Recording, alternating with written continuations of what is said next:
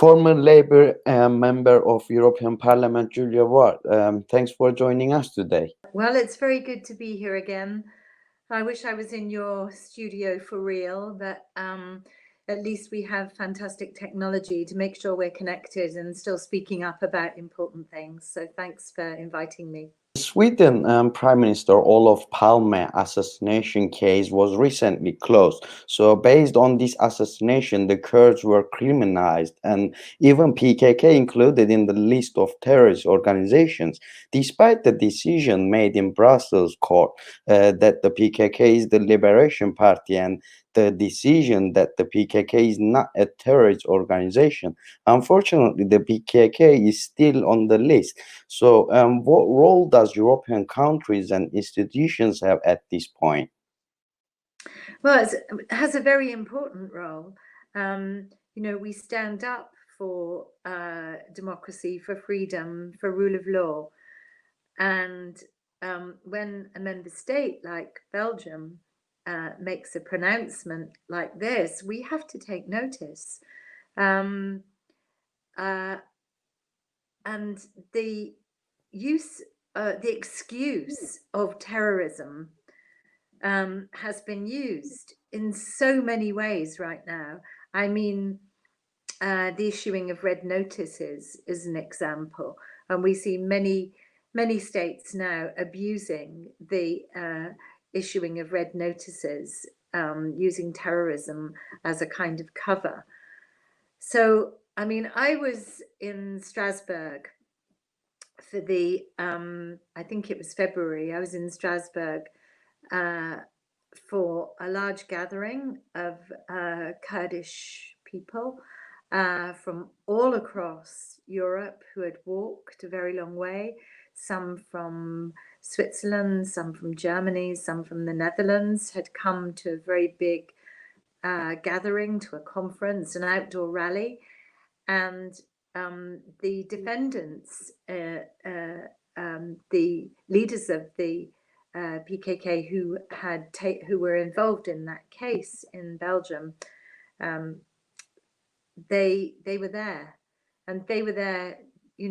It was a celebration. It was a celebration and a victory for justice.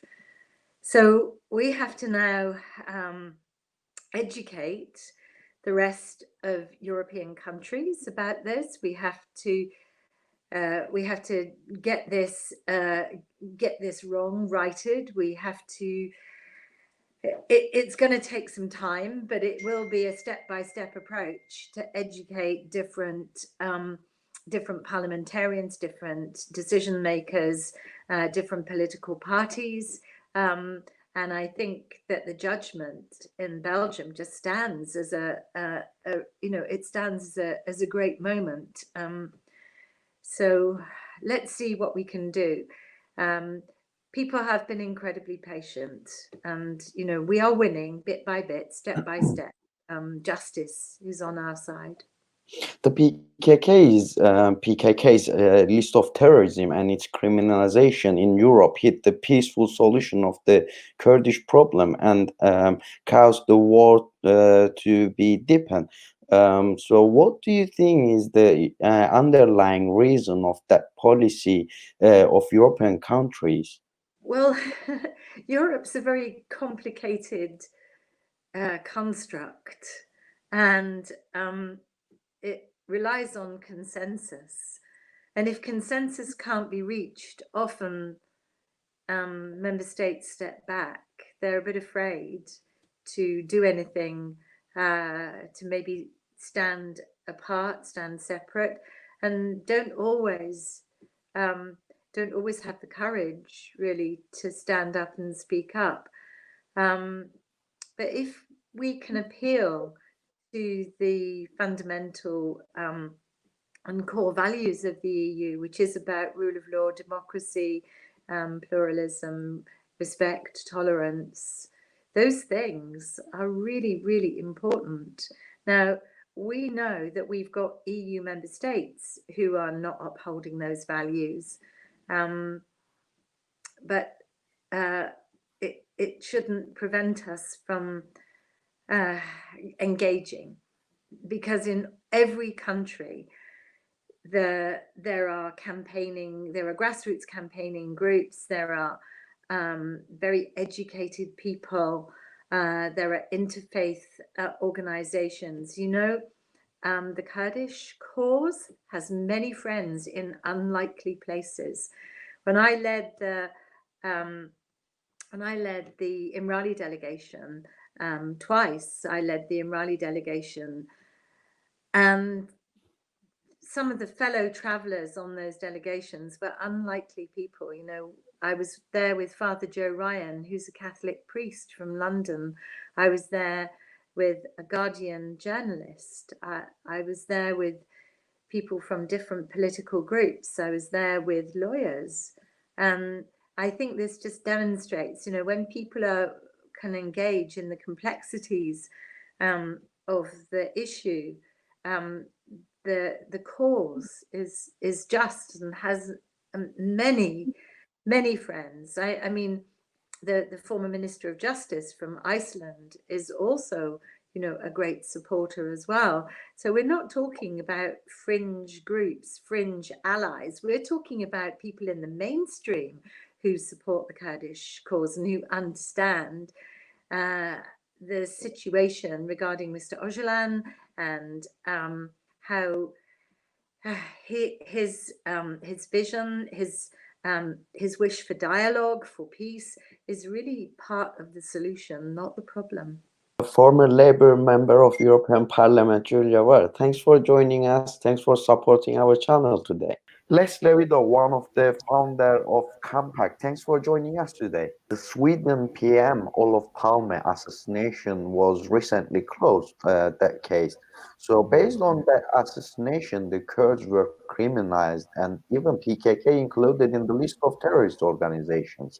So despite the decision made in Brussels court that the PKK is the Liberation Party and the decision that the PKK is not a terrorist organization, unfortunately, the PKK is still on the list. What role does European countries and institutions have at this point? Yes, well, it's important to look at the basis for the decision by the Belgian court, because the basis was international law, which says, you know, that a party to a prolonged armed conflict, by definition, cannot be a terrorist organization. Now, Belgian law provides a clearer link to that aspect of international law, and that helped our lawyer friends, you know, in Belgium to make the strong case and to win the case in the court. But the same principle should apply in every country, because it is in international law.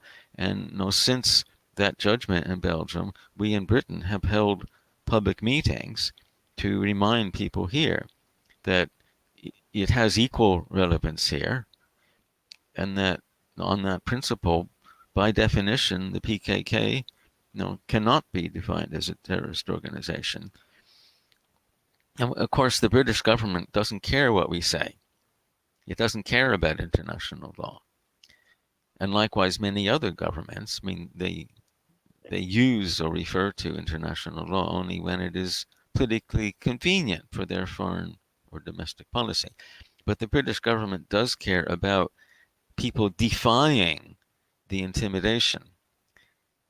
So I think that this argument about the PKK, you know, being a liberation movement rather than a terrorist organization, is important mainly for strengthening people's self-confidence to resist the intimidation. And the more people resist and defy the intimidation, then the more difficult for the UK government to use its anti-terror powers in an effective way for its political objectives. Les Levidow, one of the founder of CAMPACC, thank you very much for joining us today. Thanks for supporting our channel. Okay, thank you. Thank you. Thanks.